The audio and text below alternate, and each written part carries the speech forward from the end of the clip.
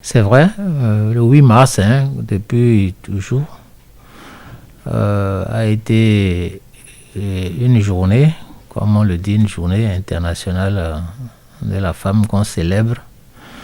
Mais chacun comprend différemment le contenu qu'on devrait donner à cette journée.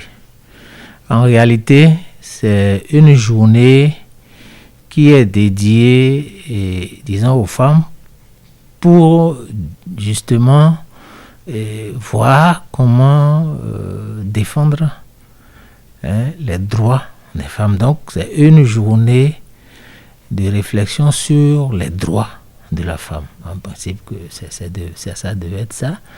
Et à l'occasion, au lieu que ça soit juste une fête où on doit offrir des fleurs, ou bien on doit aller faire la fête, aller dans les restaurants, partager le repas, ce n'est pas que ça.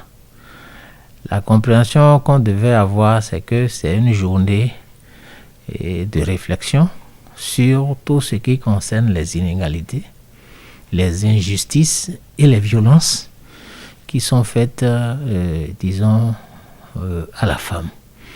Et c'est de voir comment travailler pour pouvoir corriger aussi bien ces inégalités que ces injustices. C'est en fait le contenu de cette journée. Mais ça reste encore à partager et à vulgariser pour le commun des mortels. Quoi qu'on dise aujourd'hui, nous devons faire avec la COVID-19 qui est rentrée déjà dans notre quotidien. Et tous les actes que nous devons poser, nous devons les poser en tenant compte des mesures qu'on doit prendre pour se préserver contre cette pandémie. Alors cela étant, pour ce qui concerne notre secteur, le secteur agricole, il faut dire que au niveau du ministère qui coiffe l'ensemble des structures déconcentrées que nous sommes, il y a, disons, l'union du personnel féminin qui a toujours pris des initiatives pour pouvoir célébrer cette journée-là. Et de la même façon, quand bien même la Covid est là, et disons, l'union du personnel féminin n'a pas dérogé à sa tradition qui est de pouvoir faire passer une communication. D'abord, toutes les unions des personnels féminins des structures et sous tutelle du ministère sont représentées au niveau central et on discute d'une thématique relative à la gente féminine. Et maintenant, à la fin, il est organisé une foire agricole. Une foire agricole qui se fait, je crois, sur 3 ou 4 jours environ et qui permet à tous ceux qui sont dans le secteur agricole, que ce soit sur le maillon en production, transformation, commercialisation, et des stands sont installés et les groupements féminins viennent pour exposer leurs produits agricoles.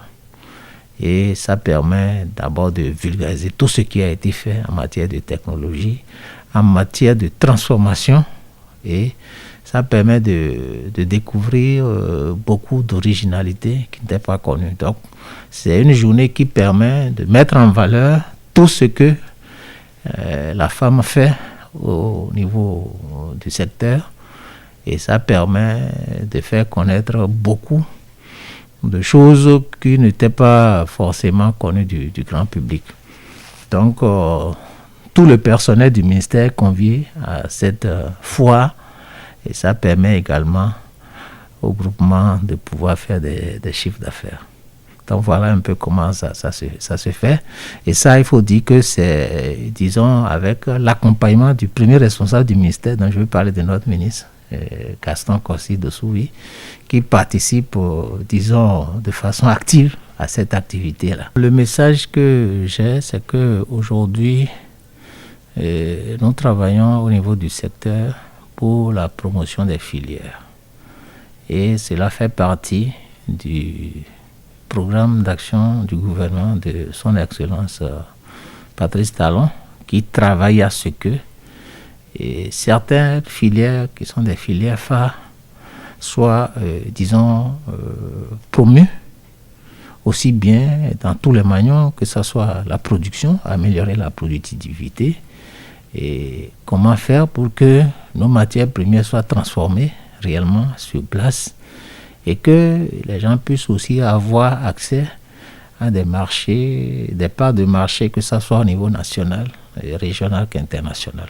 Donc, le travail est fait de façon à ce qu'il y ait cet accompagnement aussi bien pour tous ceux qui travaillent de façon générale dans le secteur agricole, mais spécifiquement pour les groupements féminins, les organisations de producteurs, de productrices.